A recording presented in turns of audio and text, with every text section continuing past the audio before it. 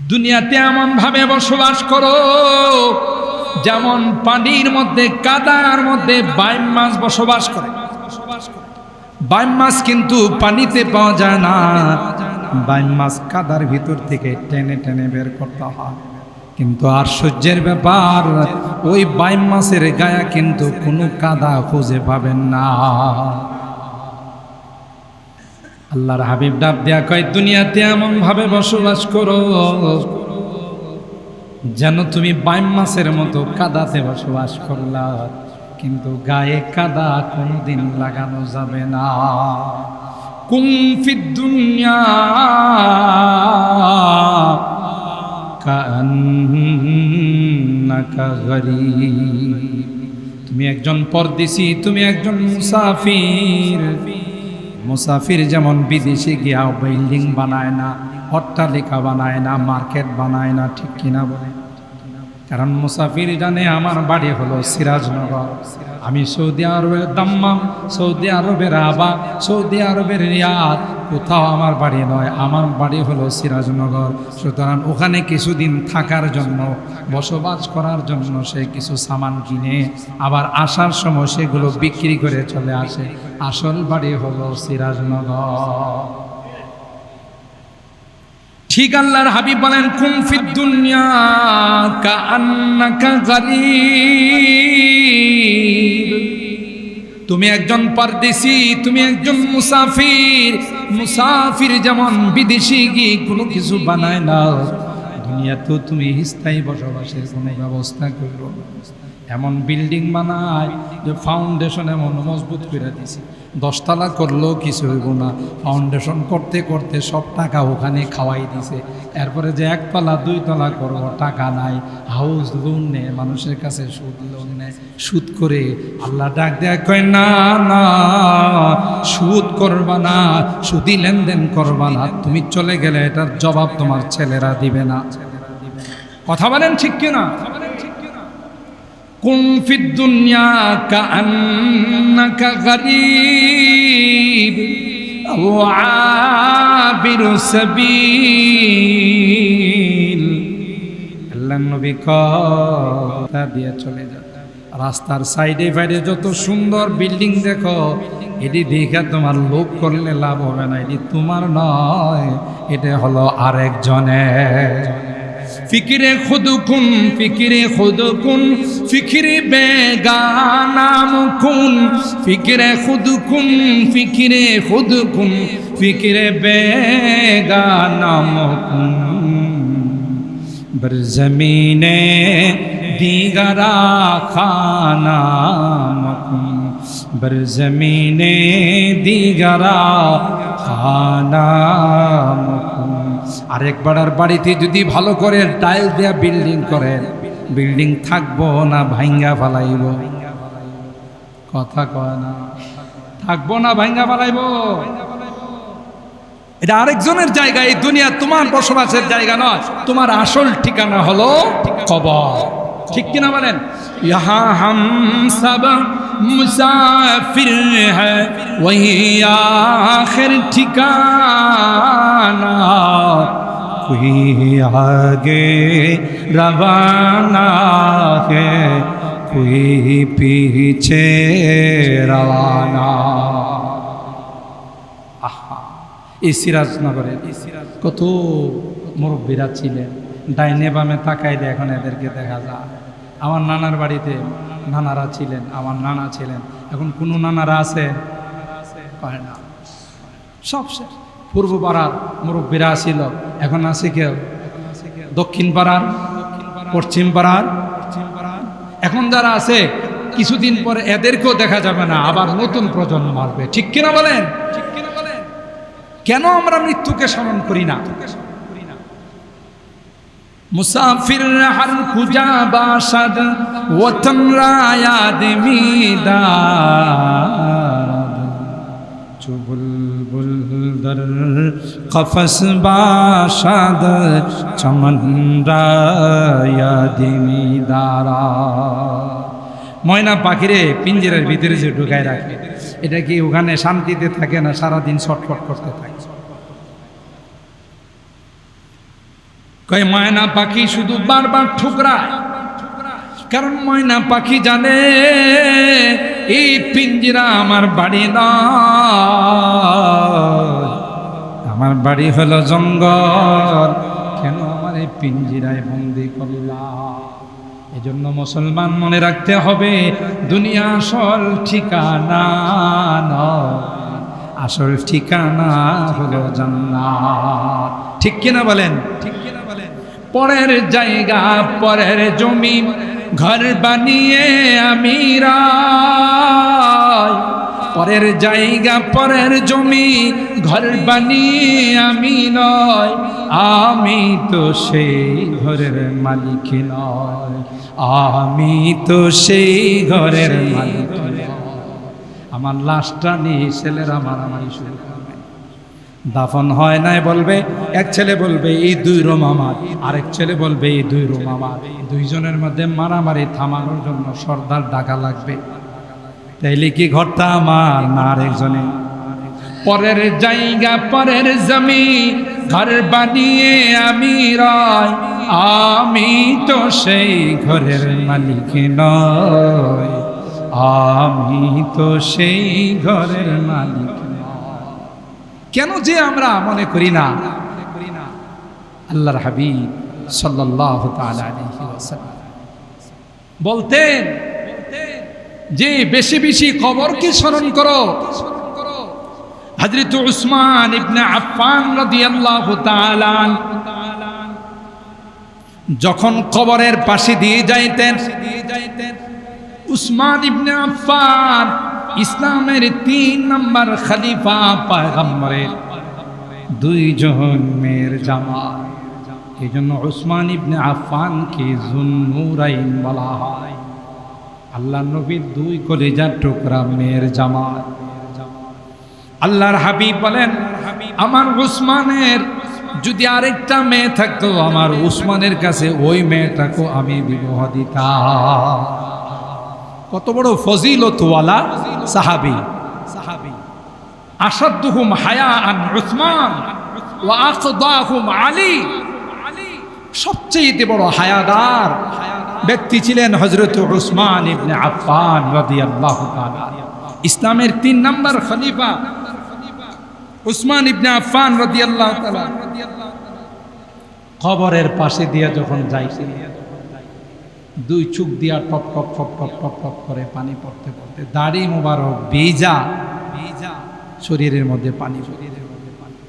সাহাবায়ে কেরাম আরজ করলেন, ওগো আল্লাহর পয়গম্বরের সাহাবী, হে উসমান, তোমার সামনে জান্নাতের আলোচনা হয়, জাহান্নামের আলোচনা হয়। এ উসমান, জাহান্নামের আলোচনা হলেও তুমি এত কাঁদো না, কিন্তু যখন কবরের আলোচনা হয় উসমান তুমি এমন ভাবে কাঁদো রে উসমান, তোমার চোখের পানি দিয়ে দাড়ি ভিজে যায়, তোমার কাপড় ভিজে যায়। হযরত উসমান ডাক দিয়া কয়, আল কবরু আউয়ালু মানজিলিন মিন মানাজিলিল আখিরা। এ সাহাবীরা, তোমরা বুঝো না, পরকালের প্রথম ঘাটির নাম হলো কবর। ফামান নাজা মিনহু ফামা বাদাহু আইসার। এখান থেকে যে মুক্তি পেয়ে যাবে, বাকি ঘাটিগুলো তার জন্য আসান হয়ে যাবে। কিন্তু আমরা মনে করি মইরা গেছে, শেষ, বাচ্চা গেছে, কয় না, যাও অসুখ বিসুখ ছিল, মারা গেছে তো বাচ্চা গেছে। না না, মরছে তো বাঁচে নাই, মরার পরে আসল জিন্দেগির শুরু। मौत को समझा है गाफिल इख्तिताम जिंदगी, मौत को समझा है गाफिल इख्तिताम जिंदगी, दर हकीकत मौत है सुबह हयात जिंदगी। আসল জিন্দেগির সূচনা হয় মওতের। ঠিক কিনা বলেন? এই জন্যে দুনিয়াতে চলতে গেলে কিছু কামাই রোজগার করা লাগবে, পেট চালাইতে হবে, কিন্তু হালাল ভাবে।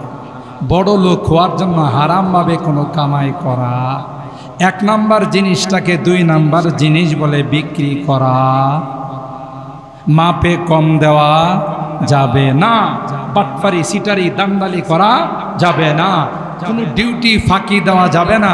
এখন জানতে না পারলেও আল্লাহর আদালতে ধরা পড়বে, ঠিক কিনা বলেন? দুনিয়ার জিন্দেগিটা বড় দামি জিন্দেগি, বড় দামি জিন্দেগি।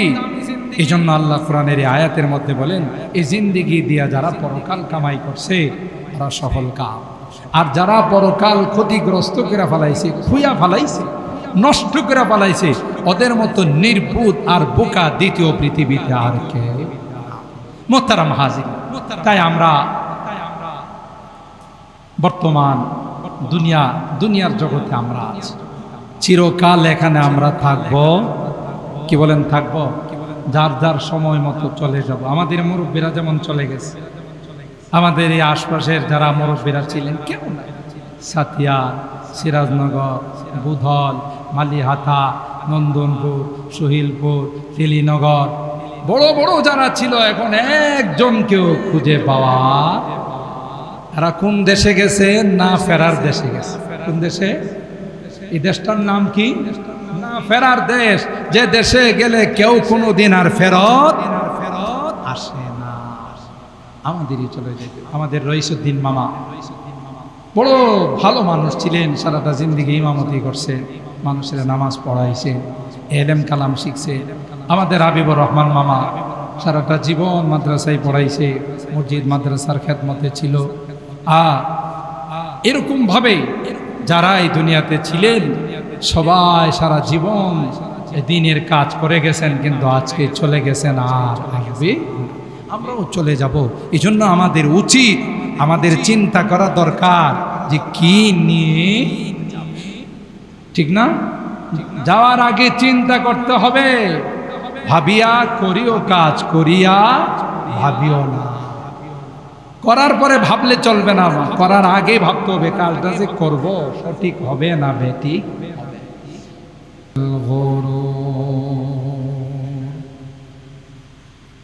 وقال النبي صلى الله عليه وسلم كن في الدنيا وكأنك غريب أو عابر سبيل وعد نفسك من أهل القبور أو كما قال عليه الصلاة والسلام. بارك الله لنا ولكم في القرآن العظيم ونفعنا وإياكم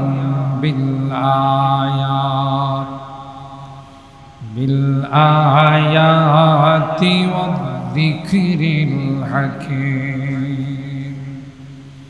صدق الله العظيم وصدق رسوله النبي الكريم ونحن على ذلك لمن الشاهدين والشاكرين والحمد لله رب العالمين.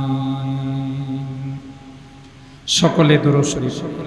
اللهم صل على محمد وعلى آل محمد كما صليت على إبراهيم وعلى آل إبراهيم إنك حميد مجيد.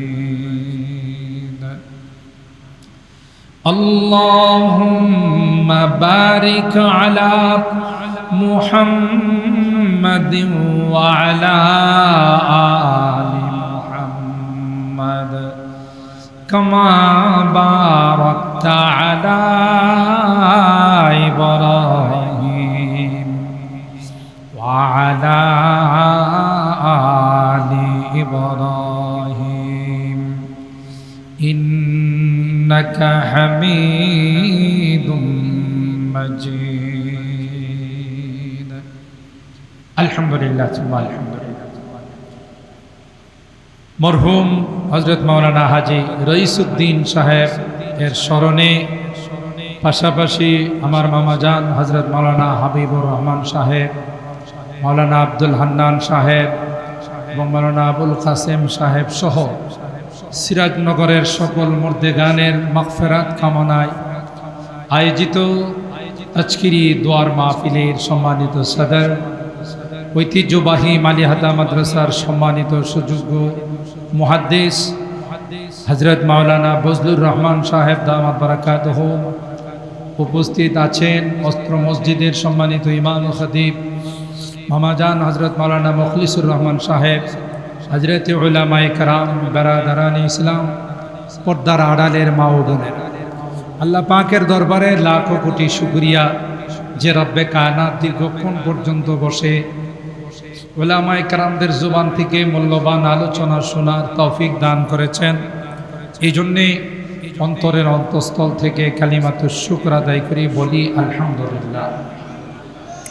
সম্মানিত সুধী, যেহেতু মূলত এই মাহফিলটা দোয়ার মাহফিল, আমার ছোট ভাই মামার সন্তান জাফর সে ফোন দিয়ে আমাকে দাওয়াত দিয়েছিল যে ভাই আব্বার জন্য এবং মুরব্বীদের জন্য দোয়ার আয়োজন করতে চায়। বলছি ঠিক আছে, দোয়া করা তো আমাদেরও হক, বহু আদর করছেন, মহব্বত করছেন, সেই হিসাবে আমি অবশ্যই আসব। যেহেতু উলামায়ে কেরাম ছিলেন, আলোচনা করেছেন আমার পূর্বে হযরত মাওলানা মেরাজুল হক কাসেমী দামাত বারাকাতুহু সহ অন্যান্য উলামায়ে কেরাম। আমি খুব মুখতাসার আকারে, যেহেতু প্রচণ্ড পরিমাণে গরম পড়তেছে, কয়েকদিন যাবৎ গরমের মাত্রা অনেক বেশি গরম, বেশি শীত, এটাও জাহান্নামের পরিচয়, জাহান্নামের একটা নিদর্শন। বুখারী শরীফের হাদিস, যখন অতি মাত্রার জাহান্নামের আগুনের হিট হয়ে যায় তখন আল্লাহর কাছে জাহান্নাম প্রার্থনা করে, ইয়া রব আকালা বাজি বাজা, আল্লাহ আমার মধ্যে এত হিট হয়েছে, এত গরম হয়েছে, আমার একটা অংশ আর একটা অংশকে খেয়ে ফেলতেছে, আমাকে একটু অনুমতি দেন পৃথিবীতে একটু শ্বাস ফালাই, কিছুটা গরম লাঘব হোক, কম হোক। তাই গরমকালে আল্লাহ জাহান্নামতে একটা শ্বাস ফালানোর অনুমতি দেয়, সেই জাহান্নাম থেকে একটা শ্বাস নিক্ষেপ করে, তার প্রভাব হলো আমাদের গায়ে থেকে ঘাম ঝরে, সারা রাত মনে হয় শরীর থেকে রস বায়া বায়া পড়তেছে, ঠিক না? আর একটা অনুমতি চাই শীতকালে, কারণ জাহান্নামের দুইটা তবকা আছে, একটাকে তবকায়ে হারির বলে আর একটাকে তবকায়ে জামহারির বলে, একটা হলো গরমের আর একটা হলো ঠান্ডা। বলুন তো দেখি, ইবলিস চারে যদি আগুনের মধ্যে দেওয়া হয় তাইলে ইবলিস খুশি হবে না বেজার হবে? কয় না? ইবলিস কিসের তৈরি? আপনারা ঘুমে গেছেন? আগুনের তৈরি। কিসের তৈরি? আগুনের যদি আগুনের মধ্যে দেওয়া হয় তো মহা খুশি যে ভালো হয়েছে। ইবলিসের জাত, শয়তানের জাতকে আল্লাহ তবকায়ে জামহারির, কোল্ড, বরফ, আইস একটা তবকা আছে, ওই তবকার মধ্যে আল্লাহ জিন জাতি যারা আছে, আগুনের তৈরি যারা আছে, তাদেরকে বরফের মধ্যে ঢুকাই দেবে। এই জন্য দুইটা তবকা আল্লাহ তাআলা বানাইছেন জাহান্নাম। শীতকালে বেশি যখন আইস হয়ে যায়, ঠান্ডা হয়ে যায়, তখন ওই তবকাটাও আল্লাহর কাছে প্রার্থনা করে যে আল্লাহ আমার তো ঠান্ডা এমন বাড়ছে, একেবারে লাগলেই রক্ত পানি হয়ে যায়, আমাকে একটা অনুমতি দেন, আমি একটু শ্বাস ফালাই। তো শীতকালে তবকায়ে জামহারির থেকে, বরফের তবকার থেকে একটা শ্বাস ফালায়, তাই শীতেরই অবস্থা। এখন তো শীত কমে গেছে, তারপরে হিমালয়ে, ভারতে আমরা দেওবন্দে পড়ার সময় শীতকালে দুইটা তুষক দিত, দুইটা লেপ দিত, তারপরে মনে হইতো লেপ টেক এগুলো ছিদ্র করে পশমের ভিতরে গিয়া শীত ঢুকছে হিমালয়ের পাশে। এই পরিমাণ শীত, অতিরিক্ত শীত আসা, এটাও জাহান্নামের একটা শ্বাস। এর পরিচয় অতিরিক্ত গরম হওয়া এটাও জাহান্নামের একটা শ্বাসের পরিচয়। আল্লাহ অতিরিক্ত গরম, অতিরিক্ত শীতের হাত থেকে আমাদের সকলকে হেফাজত করুন। সম্মানিত সুধী, কুরআনুল কারীমের সূরা আলে ইমরানের ৮১ নম্বর আয়াতে কারিমা আমি তেলাওয়াত করেছি। একটি প্রসিদ্ধ হাদিস সরকারে দো আলম হযরত মুহাম্মদুর রাসূলুল্লাহ সাল্লাল্লাহু তাআলা আলাইহি ওয়াসাল্লাম অসংখ্য হাদিস থেকে ছোট্ট একখানা হাদিস পাঠ। আমি মৃত্যুর উপর দু একটি কথা বলি, সকলকে নিয়ে সকল মুরব্বীদের জন্য দোয়ার দিকে চলে যাব ইনশাআল্লাহ। দোয়া পর্যন্ত একটু কষ্ট করে থাকবেন তো। আবার মনে মনে ভাইবেন না বলতে হ্যাঁ তো 12টার আগে বোধ থামবো না, সর্বোচ্চ 11:30, কারণ চেষ্টা করবো 11টা থেকে 11:15টার ভিতরে দোয়া করে দেওয়ার জন্য। রাজি আছেন তো ইনশাআল্লাহ? এই শর্ট টাইমের মধ্যে আমরা যদি একটু কষ্ট করে বসি, যাদের রুহের মাগফিরাত কামনায় দোয়া হবে ওনারা খুশি হবেন না বেজার হবেন? কথা কয় না, খুশি। তাদের রুহানি তাওয়াজ্জু আসবে। এজন্য একটু কষ্ট করে আমরা বসি। আল্লাহ আমাদেরকে শেষ পর্যন্ত বসার তৌফিক দান করুন। আমি যে আয়াতে কারিমা তেলাওয়াত করেছি, আল্লাহ তাআলা বলেন কুল্লু নাফসিন যায়িকাতুল মাউত, পৃথিবীর প্রত্যেকটা প্রাণী মৃত্যুর পিয়ালা পান করবে, শুধু ভারতের নরেন্দ্র মোদী আর আমেরিকার ডোনাল্ড ট্রাম্প মৃত্যুবরণ করবে না। আপনারা ঘুমাই গেছেন নাকি? একটু কথা কন আমার সাথে। করবে না? করবে না? এদের কাছে অ্যাটম বোম আছে না? এদের কাছে বড় বড় পারমাণবিক আছে। আজরাইল গেলে তো বুম মাইরা দিব। আজরাইল কি বুম টুমরে ভয় পায়? তাহলে সবার কাছে কে যাবে? আজরাইল আলাইহিস সালাম, মালাকুল মউত যাবে। ঠিক না বেঠি? কুল্লু নাফসিন যায়িকাতুল মাউত। আল্লাহ পৃথিবীর মানুষকে ডাক দেয়া কয়, শুধু মানব আর মানব নয়, গোটা পৃথিবীর মধ্যে যত প্রাণী আছে সকল প্রাণীকে আল্লাহ ডাক দেয়া কয়, তোমাদের কি সৃষ্টি করেছি আমি আল্লাহ, আবার মৃত্যু দেব আমি আল্লাহ। এ যুবক, মোবাইলের মধ্যে নেকেড ছবি না দেখে, নোংরা কোনো কিছু না দেখে রে যুবক, মাঝে মধ্যে তুমি জঙ্গলের ভিতরে ঢুকো। এটাকে মোবাইলের ভাষায় জিওগ্রাফি বলা হয়। জিওগ্রাফির ভিতরে ঢুকলে দেখা যায় জঙ্গলের রাজা যিনি, তার নাম হলো সিংহ মামা। কি মামা? সিংহ মামা। সিংহ কিন্তু জঙ্গলের রাজা। তার ভয়ে পুরা জঙ্গলের প্রাণীগুলো তরতর করে কাঁপতে থাকে। না জানে কখন সিংহ আইসা আমার উপরে তাওয়া বসাই দেয়, আমার উপর হামলা করে বসে। কিন্তু যখন মৃত্যু চলে আসে, গোটা জঙ্গলের যিনি রাজা, গোটা জঙ্গলের মধ্যে যিনি বিচরণ করে বেড়ায়, আমি কয়েকবার জিওগ্রাফিতে ঢুকে দেখলাম ওই সিংহটা কাত হয়ে যায়, সিংহটা মাটির মধ্যে পড়ে যায়। পড়ার পরে তার হাত পাগুলো থরথর করে কাঁপতে থাকে, অসহায়ের মতো নাড়াচাড়া করতে থাকে। কি এসে গেছে? মৃত্যু। এত পাওয়ারফুল সিংহ, এত পাওয়ারফুল বাঘ, জঙ্গলের অন্যান্য প্রাণীরা তাদেরকে দেখলে দৌড়ায়, কিন্তু যখন মৃত্যু চলে আসে তখন অসহায় হয়ে যায়, কেমন যেন হাত পাও নাড়াচাড়া করে। সিংহ বলে আয় আয়, আমি তো শেষ বিদায় নিতেছি, কে আছো আমাকে একটু পানি দাও, কে আছো আমাকে একটু বাঁচাও।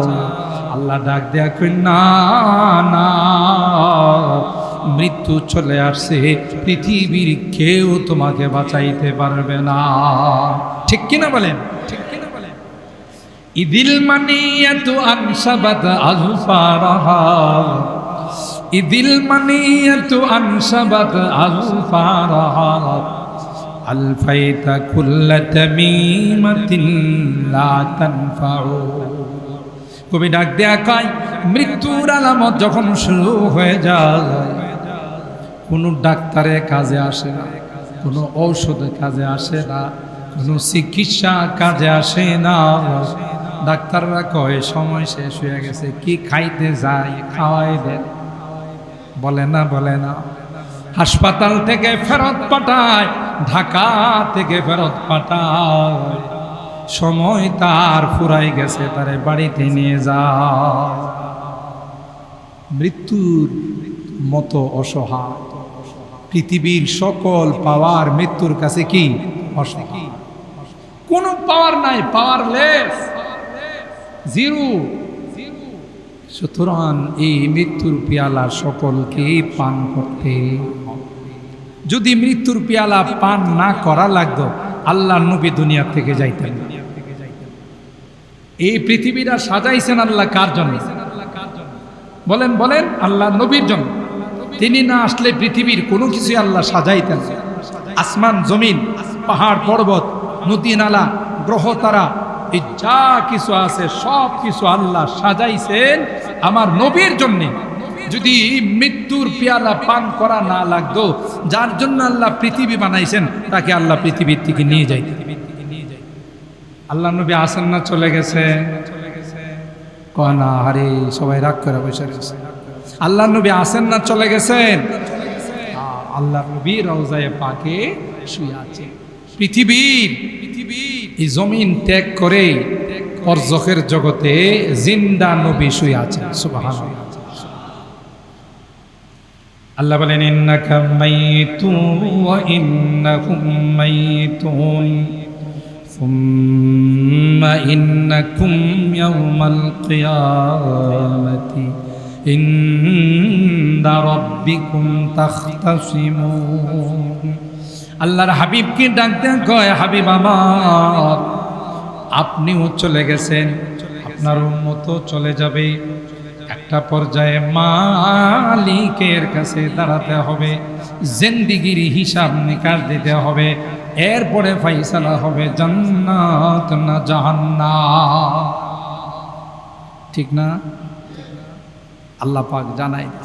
এই জন্য কোরআনে কারীমের এই আয়াতের মধ্যে আল্লাহ বলেন কুল্লু নাফসিন যায়িকাতুল মাউত ওয়া ইন্নামা তুওয়াফাউনা উজুরাকুম ইয়াওমাল কিয়ামা ফামান যুহজিহা আনিন নার ওয়া উদখিলাল জান্নাতা ফাকাদ ফাজ ওয়া মাল হায়াতুদ দুনিয়া ইল্লা মাতাউল গুরুর। কুল্লু নাফসিন যায়িকাতুল মাউত।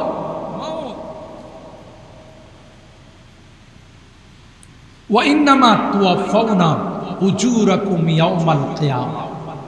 আল্লাহ বলেন দুনিয়ার জিন্দেগিতে যা কামাইছো, যেই রকমের আমল করছো সেই রকমের বদলা, ভালো তো ভালো, খারাপ তো খারাপ।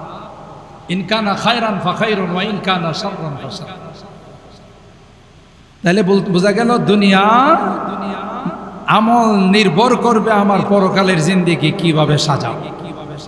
আমল সে বনতি হ্যায় जन्नत भी जहन्नम भी, अमल से बनती है जन्नत भी जहन्नम भी, ये खाक अपनी फितरत में ना नारी है ना नूरी।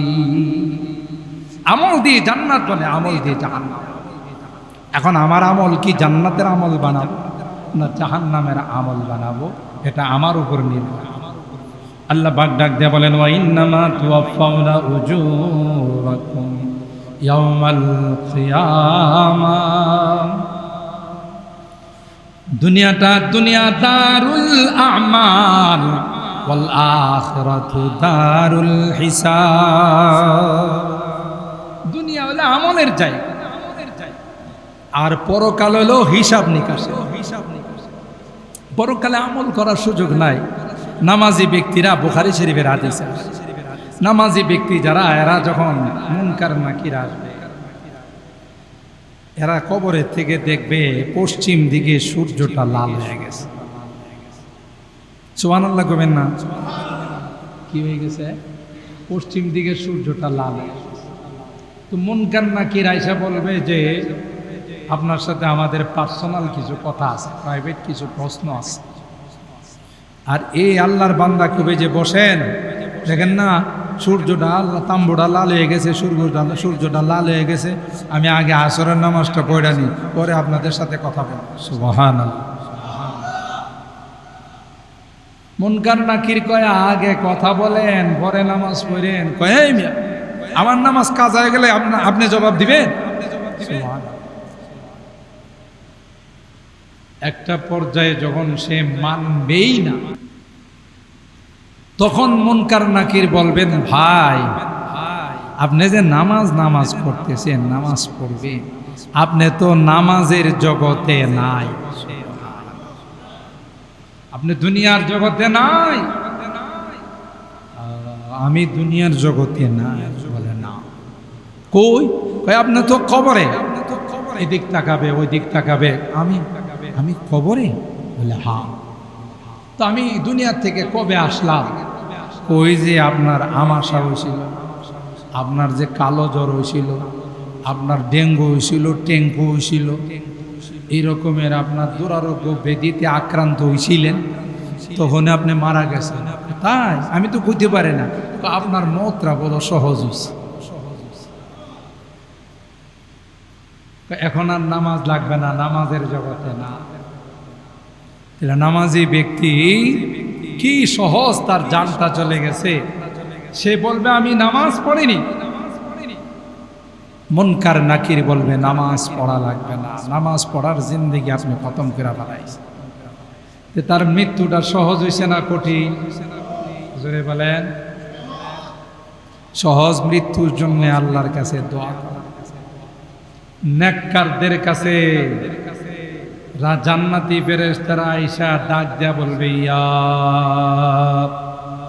আইয়াতুহান নাফসুল মুতমাইন্না ইরজিই ইলা রাব্বিকি রাদিয়াতাম মারদিয়া ফাদখুলি ফি ইবাদি ওয়াদখুলি জান্নাতি। আসো নামাজি ব্যক্তি, নেককার ব্যক্তি, শান্তিদায়ক আত্মা, আসো, তোমার উপর তোমার আল্লাহ রাজি হয়ে গেছে। সুবহানাল্লাহ। যারে মৃত্যুর আগে এই সুসংবাদ দেওয়া হয় তোমার আল্লাহ তোমার উপরে রাজি, এর সাথে লাগে কি? আল্লাহ রাজি হইলে আর কিছু লাগে? মানলাহুল মাওলা ফালাহুল কুল। যার উপর আল্লাহ রাজি তার সব। তোমার উপর আল্লাহ রাজি, তুমিও আল্লাহর উপর রাজি। আর বদকার, বেনামাজি, বেরোজাদার, সুদখোর, ঘুষখোর, হারামখোর, মদখোর, এই জাতীয় মানুষ তো বাংলাদেশের লাইট মানলেও পাওয়া যাবে না। হ্যাঁ, আহারে, দুইটা টাকা হইলে সুদি কারবার শুরু করে দেয়। কিসের গ্রাম, কিসের হজপাড়া গা, কিসের শহর, সবখানের মানুষই সুদি কারবার। ঠিক কিনা বলেন? চরিত্রহীন হয়ে যা, হারাম উপার্জন শুরু করে দেয়। এই সকল মানুষ নামাজ পড়ে না, রোজা রাখে না, তাদের কি আয়েশা মালাকুল মউত ডাক দেয়া বলবে, ইয়া আইয়াতুহান নাফসুল খাবিথা, নাফসুল খাবিথা, এ বদকার আত্মা, এ পাপিষ্ট আত্মা, এ পাপাচার আত্মা, এ গুনাহগার আত্মা। ওই ফেরেশতার ভয়ঙ্কর চেহারা দেখে, বড় বড় লাল লাল চোখ দেখে আত্মাটা বাহির হতে চাবে না। একবার মাথা থেকে পা পর্যন্ত যাবে, পায়ের থেকে মাথা পর্যন্ত যাবে, ছোটাছুটি করবে। এই জন্য অনেক মানুষ মৃত্যুবরণ করলে দেখা যায় চোখ উল্টাই রয়েছে, জিহ্বা বাইর করে রয়েছে, মুখ হাঁ করে রয়েছে। এটা লক্ষণ ভালো নয়। জোরে বলেন ঠিক কিনা? এই জন্য নেককার হয়ে গেলে আনন্দের সীমা নাই। বৎকার হয়ে গেলে দুঃখ আর কষ্টের সীমানা। যারা কোরআন তিলাওয়াতকে, নামাজকে, আযানকে সিনেমার গানের সাথে তুলনা করে, এটি কি মুসলমান আছে? কথা কয় না, বেঈমান হয়ে গেছে। কোরআন তিলাওয়াতকে, নামাজকে যেই বেশ্যা নারী তুলনা করে গানের সাথে, সিনেমার সাথে সাথে সাথে সে বেঈমান হয়ে গেছে।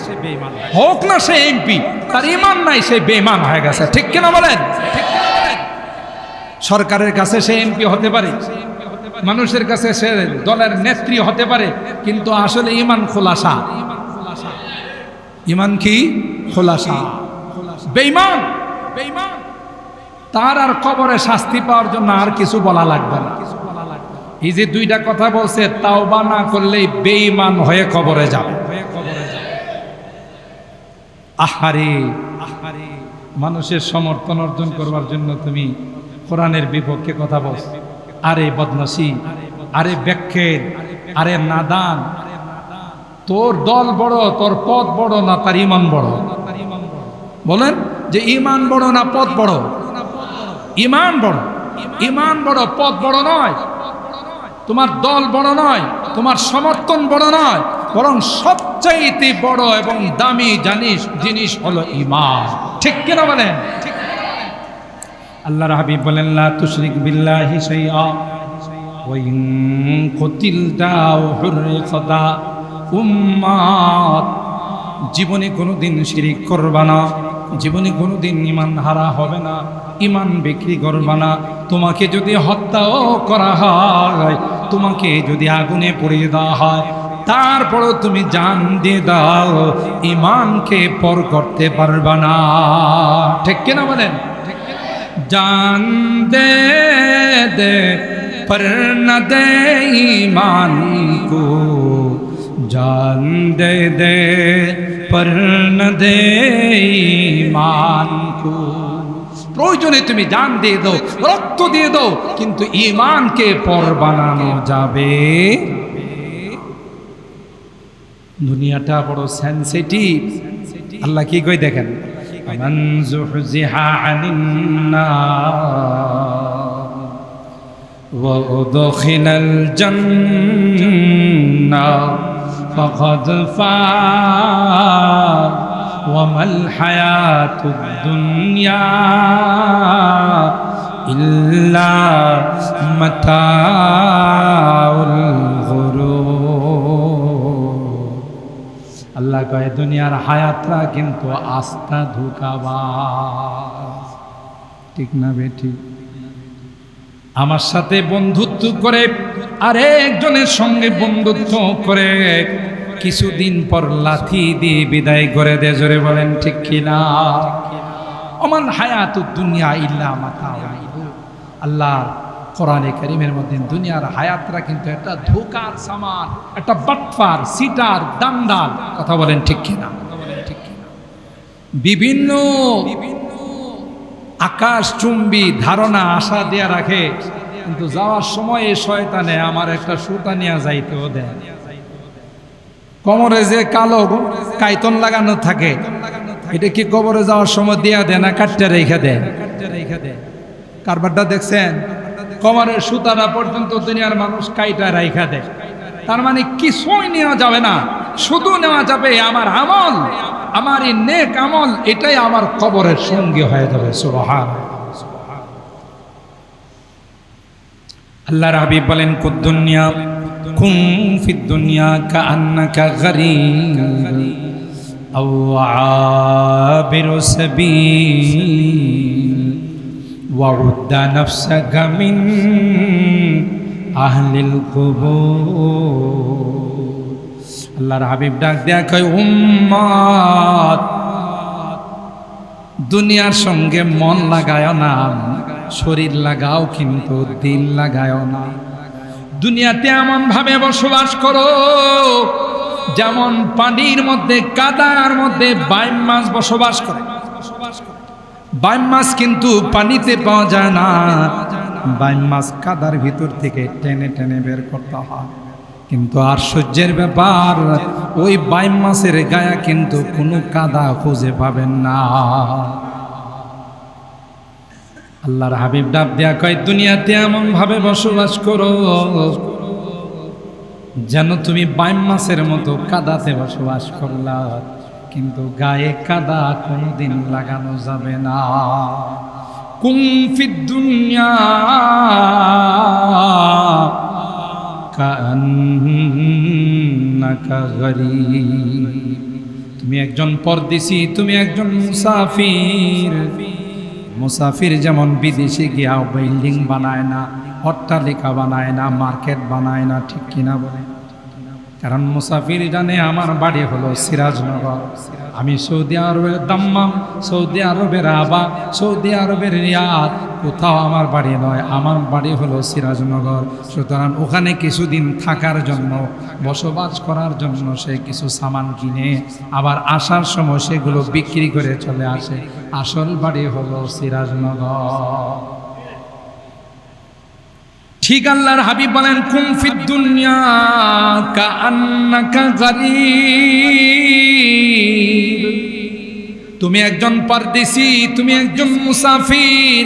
মুসাফির যেমন বিদেশি গিয়ে কোনো কিছু বানায় না, দুনিয়াতেও তুমি স্থায়ী বসবাসের কোনো ব্যবস্থা করো না।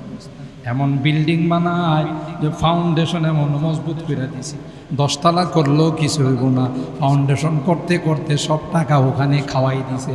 এরপরে যে 1 তলা 2 তলা করবো, টাকা নাই, হাউস লোন নেয়, মানুষের কাছে সুদ লোন নেয়, সুদ করে। আল্লাহ ডাক দেয়া কয়, না না, সুদ করবা না, সুদি লেনদেন করবা না, তুমি চলে গেলে এটার জবাব তোমার ছেলেরা দিবে না। কথা বলেন ঠিক কিনা? কুন ফিদ দুনিয়া কাআন্নাকা গরীব ওয়া আবিরু সাবিল। আল্লাহর নবী কয়,